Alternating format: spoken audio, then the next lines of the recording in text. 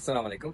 আশা করি সবাই ভালো আছেন। তো আমি আজকে আপনাদেরকে কবুতরের কৃমির কোর্স সম্পর্কে জানাবো। তো কৃমির কোর্সটা আসলে আমাদের কবুতরের জন্য খুবই গুরুত্বপূর্ণ।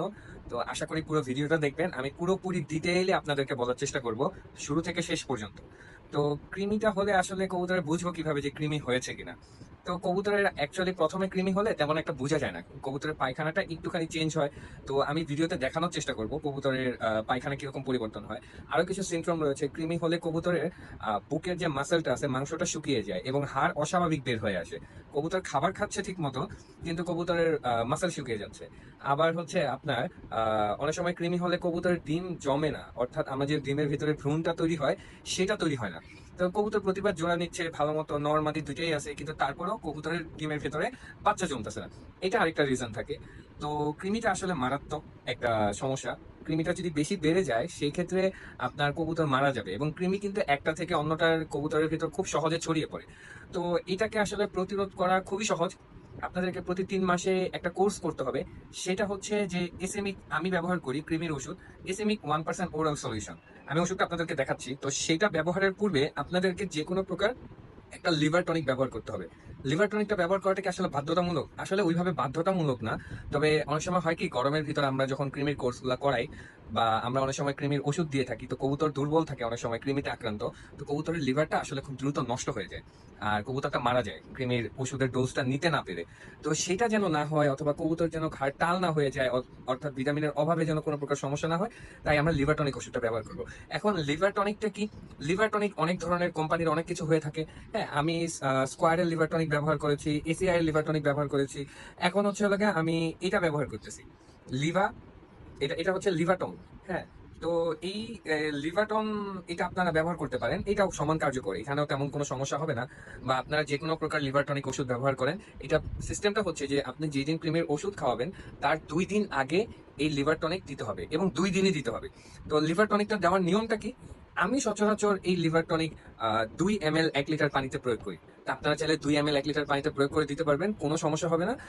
আর তারপর তৃতীয় দিনে গিয়ে আপনারা কৃমির ওষুধটা ব্যবহার করবেন। এখন কৃমির ওষুধ অনেক ধরনের হয়ে থাকে, অনেক পাউডার ফর্মে আসে, অর্থাৎ পাউডার থাকে, অনেক লিকুইড ফর্মে থাকে। তো সেই ক্ষেত্রে আমার আপনাদের কাছে একটা সাজেশন, যে আপনারা একটু ভালো ওষুধটা ব্যবহার করবেন। কারণ কৃমির কম দামি ওষুধ অনেকে ব্যবহার করার পর কবুতরের অনেক রকম সমস্যা হয়ে থাকে, অনেক সময় কৃমি ঠিকমতো দূরও হয় না।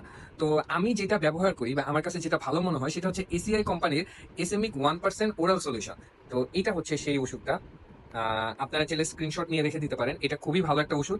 তো এটার প্রাইস হচ্ছে এমআরপি ১১৫-২০ টাকা কিছু একটা হবে। এখানে আমি দেখতে পাচ্ছি না। তো দামটা এরকমই কিছু একটা হবে। এটা ব্যবহারের ক্ষেত্রে আপনাদেরকে একটা স্ট্রিক্ট রুল ফলো করতে হবে। সেটা হচ্ছে ১ লিটার পানিতে কোনোভাবেই ১ ml এর বেশি দেওয়া যাবে না। এবং আপনারা যেদিন কৃমির ওষুধটা খাওয়াবেন, ওই দিনের আবহাওয়া ঠান্ডা থাকতে হবে। অর্থাৎ যদি বৃষ্টি হয়, অথবা যদি মেঘ থাকে, রোদ কম থাকে, টেম্পারেচার কম থাকে, তখন আপনারা এই কৃমির ওষুধ, যেকোনো কৃমির ওষুধ প্রয়োগ করবেন। কারণ অতিরিক্ত গরমে কৃমির ওষুধ প্রয়োগ করলে আপনার কবুতরের অনেক প্রকার সাইড ইফেক্ট হবে। কবুতরের ঘাড় টাল হয়ে যেতে পারে, কবুতর মারাও যেতে পারে, স্ট্রোক করতে পারে, অনেক ধরনের সমস্যা। কৃমির ওষুধের ডোজ কোনোভাবেই বেশি দেওয়া যাবে না। ১ লিটারে ১ ml প্রয়োগ করবেন।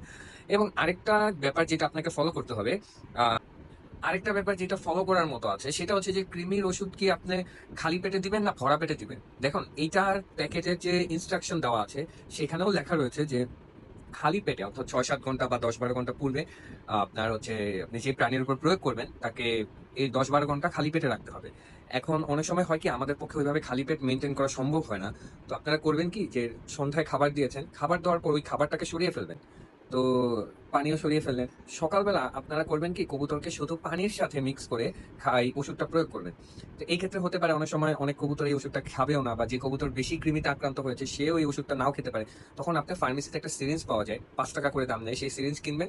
ওটা 5 ml কবুতরকে আপনি নিয়ে খাইয়ে দিবেন, অর্থাৎ ওষুধ মিক্স করা পানিটা, ওষুধ মিক্স করা পানি ৫ ml আপনি কবুতরকে খাইয়ে দিবেন।